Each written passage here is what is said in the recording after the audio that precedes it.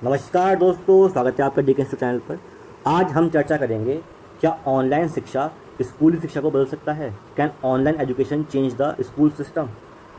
तो जानते हैं आज कि आखिर क्या नीड है ऑनलाइन एजुकेशन की और क्या ये हमारी एजुकेशन का फ्यूचर है। स्टार्ट करते हैं। तो दोस्तों, सबसे पहले हमें जानना पड़ेगा कि व्हाट इज़ ऑनलाइन एजुकेशन और आखिर इसकी नीड क्या पड़ी।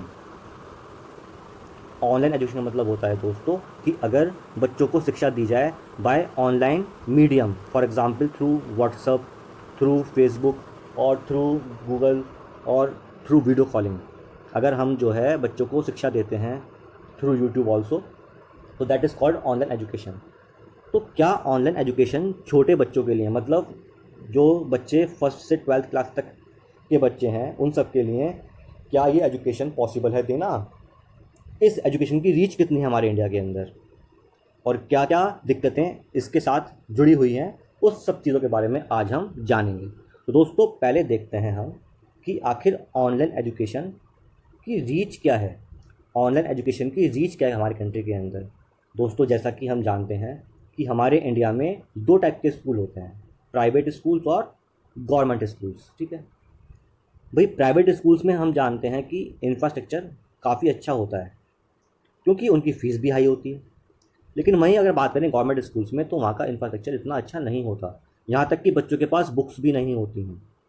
उन्हें खाना भी स्कूल के अंदर ही दिया जाता है, क्योंकि गवर्नमेंट स्कूल में बच्चे कौन पढ़ते हैं, जो गाँव के गरीब बच्चे होते हैं वो गवर्नमेंट स्कूल के अंदर पढ़ते हैं।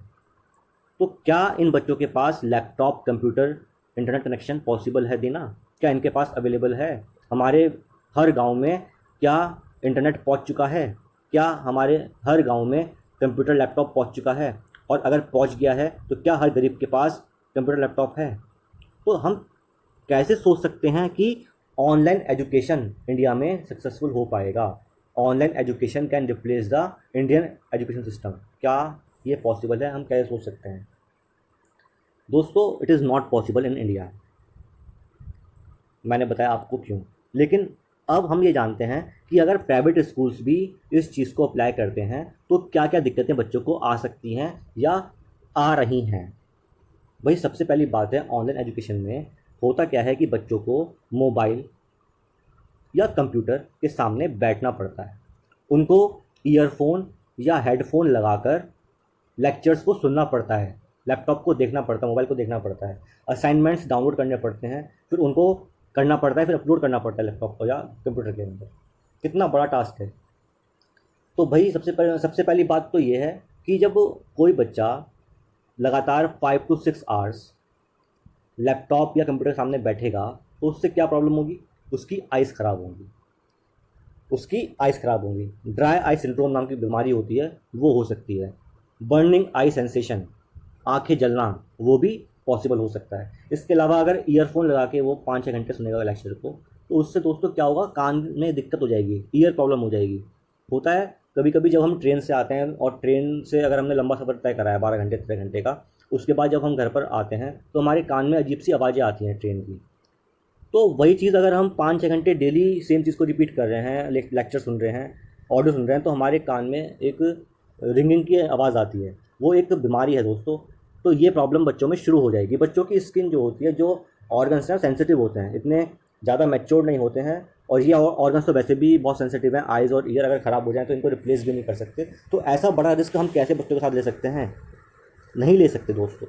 लेकिन मेन प्रॉब्लम ये है कि आखिर रास्ता क्या है गवर्नमेंट के पास, स्कूल्स के पास? What is the way to continue the education? इस समय रास्ता क्या है इन लोगों के पास? दोस्तों, इनके पास अभी कोई रास्ता नहीं। ऑनलाइन एजुकेशन की वजह से हम ये कह सकते हैं कि थोड़ा बहुत फ़ायदा बच्चों को हो रहा है कि उनकी स्टडी कंटिन्यू हो पा रही है। स्टडी में एक लैग नहीं है।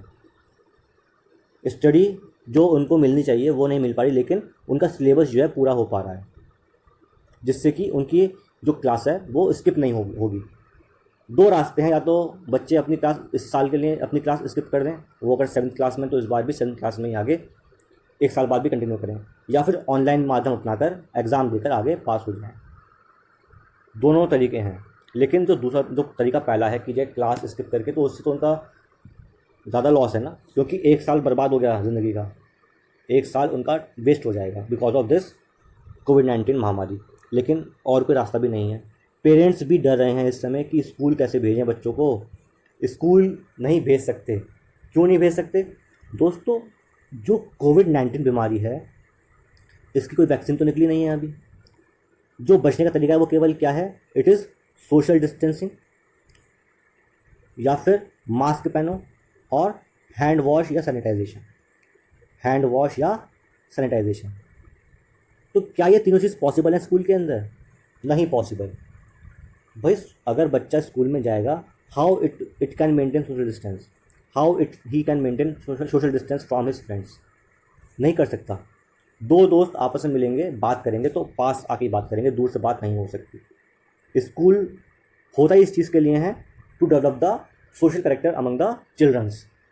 उनके अंदर एक सोसाइटी में रहने की भावना, वो करेक्टर वो पैदा होता है स्कूल के अंदर। वो जानते हैं कि टीचर से कैसे बात करनी है, फ्रेंड्स के बीच में कैसे रहना है, बड़ों और छोटों के बीच में क्या डिफरेंस है, ये सब चीज़ें स्कूल के अंदर ही जानते हैं। इसके अलावा स्कूल के अंदर उनका होता है ऑल राउंड डेवलपमेंट। स्पोर्ट्स है, dance, drama, extra curricular activities हैं और साथ में स्टडीज़। सबको साथ लेकर चलना कैसे है वो सब चीज़ें स्कूल में ही सीखता है बच्चा। टाइम टेबल के अकॉर्डिंग कैसे हमें काम करना है वो भी स्कूल के अंदर सीखता है बच्चा, जो कि घर पर नहीं पॉसिबल है। बट इन सब चीज़ों में क्या होता है? कांटेक्ट होता है, और जबकि कांटेक्ट अगर होगा तो कोविड-19 की बीमारी फैलेगी। इसलिए पेरेंट्स भी डर रहे हैं कि आखिर how can they send their childrens to the school. तो दोस्तों आखिर क्या किया जाए? हल क्या है इस चीज़ का? तो अभी तो हल किसी के पास भी नहीं है। ना गवर्नमेंट के पास कोई हल है इसका, ना ही पेरेंट्स के पास कोई हल है इसका, और ना ही स्कूल के पास कोई हल है इसका। लेकिन ये जो बीमारी है ये एक सिग्नल है। It is a signal for school also, for parents also, for government also, कि they will develop infrastructure like that. If any type of such disease will occur in future, then they will cope with that disease.